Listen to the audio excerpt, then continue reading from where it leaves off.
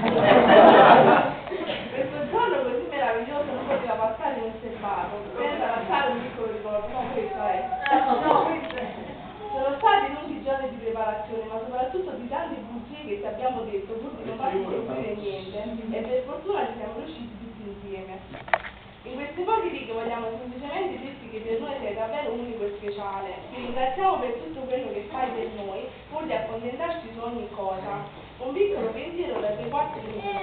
Ora ti dico una frase, cioè io ho detto la mia, Lorenzo la tua e non la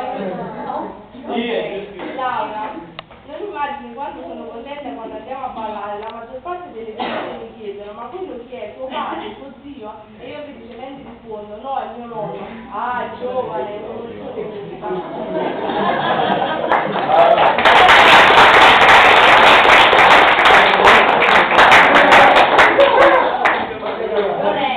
come posso dimenticare tutte le tue sfidate tra scuola, motorino e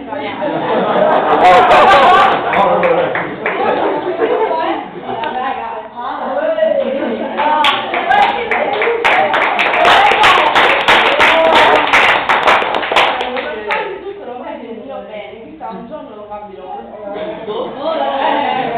Francesco, mi piace quando cerchi di darmi le botte, ma alla fine sono sempre io che vinco. Perché tutti questi fallimenti non sono più forti di te. Alessandra, io sono la più piccola, mi piace quando cerchi di prendermi in braccio e mi allontano sempre, che geloso.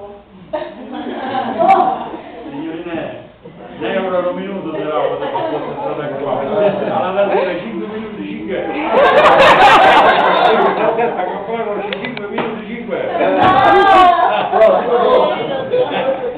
Pregalo,